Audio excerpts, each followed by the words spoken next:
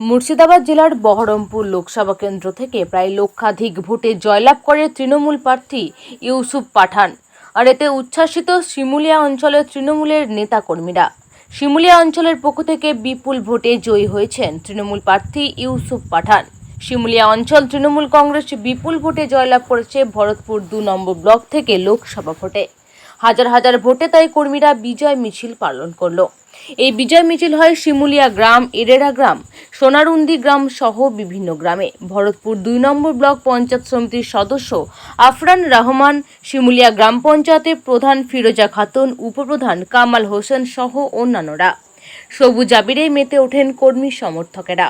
অঞ্চলের সকল মানুষদেরকে মিষ্টি মুখও করানো হয়।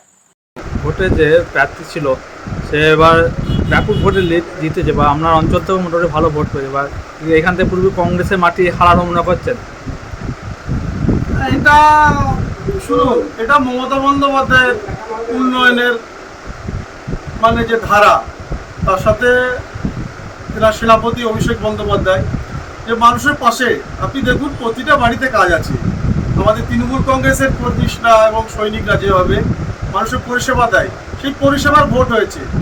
ইউসুফ পাঠান সাহেব তো আমরা আগে থেকেই জানি যে বিপুল ভোটে জয়যুক্ত হবে। আর আপনি অধীর চৌধুরীর কথা বলছেন, কী করে হবে? অধীর চৌধুরীর কোনো কাজ নেই। গত 25 বছরে 5 বছরে একটু শান্তি নিয়ে এখানে কাজ করেছিল প্রথম, তারপরে 20 বছরের কোনো কাজ নেই। তাই মানুষ উন্নয়নের সাথে আছে। ওটা পশ্চিম বাংলায় মমতা বন্দ্যোপাধ্যায় জয়, অভিষেক বন্দ্যোপাধ্যায় জয়। সেখানে আমাদের ব্লক সভাপতি আছেন মুস্তাফিজুর সুমন ভাই, আনারুল ইসলাম আনিল ভাই আছেন, আমাদের এমএলএ আছেন বিধায়ক হুমায়ুন কবির সাহেব, জেলা সভাপতি আছেন অপূর্ব সরকার মহাশয়। তিনারা যেভাবে নির্দেশ দিয়েছেন এবং তিনাদের নেতৃত্বে আমাদের পুরা সাব ডিভিশন এবং বহরমপুর লোকসভায় সব জায়গাতেই একবারে বিপুল ভোটে জয় হয়েছে।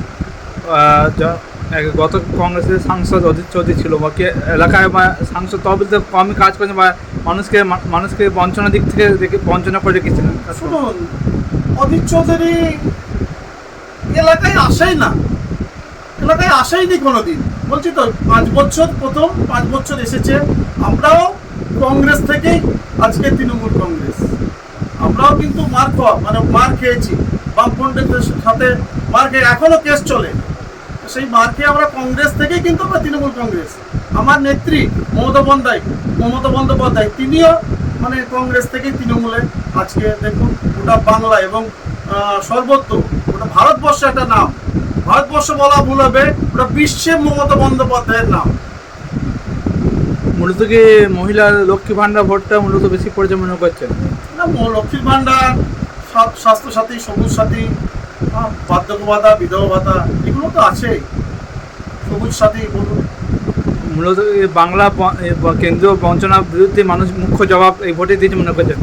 একেবারে কেন্দ্র শুনুন, কেন্দ্র যেভাবে ডেলিভারি করলো, তারপরে আপনারা দেখেছেন, আপনারা তো সোশ্যাল মিডিয়ায় যেভাবে মোদি বাবু, নাড্ডা গাড্ডা সব এসে যেভাবে মানে ক্যাম্পিং করে গেল। হ্যাঁ, তারপরে আপনাদেরই এইসব আছে আর কি। তিনারা বললো না এখানে 34টা সিট অলরেডি পাবে, তৃণমূল পাবেই না। তা আমরা দেখুন পুরোটাই উল্টো। এসব আমরা বিশ্বাস করি না। কেন? আমরা মানুষের কাজ করি, মানুষের পাশে থাকি, তাই মানুষ দুহাত তুলে আশীর্বাদ করেছে। আপনাদের অ্যাক্সিডেন্টের টাকাও পর্যন্ত বকে আটকে রেখেছে বা আবাস যোজনার টাকা মানুষদেরকে মানে দুস্থ বা গরিব মানুষের যে এই অ্যাক্সিডেন্ট কাজকর্ম করে খেত তাদের পর্যন্ত টাকা পর্যন্ত কেন্দ্র আটকে রেখেছে। সেই জন্য দিদি লড়ছিল। এবার আমরা আন্দোলন নেমেছিলেন, তার মানুষকে এই ভোটের মাধ্যমে জবাব দিয়েছে মনে করেন? 100% ভোটের মাধ্যমেই মানুষ জবাব দিয়ে দিচ্ছে। আর আগামী দিনে শুনুন, এইবার মিথ্যা প্রতিশ্রুতি দিয়ে কিছুই হয় না।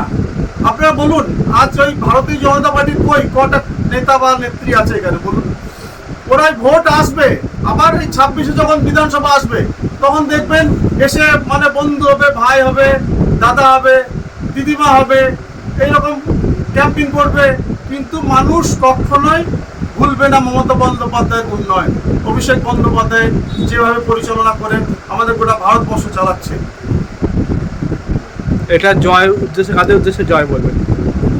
এটা শুনুন, পাবলিক তো উন্নয়নের দিকে আছে, আর এটা উন্নয়নের জয়। আপনার নাম পরিচয়? আমার নাম আশরাফ রহমান মিলু। আমি পঞ্চায়েত সমিতির সদস্য ভরতপুর 2 ব্লক।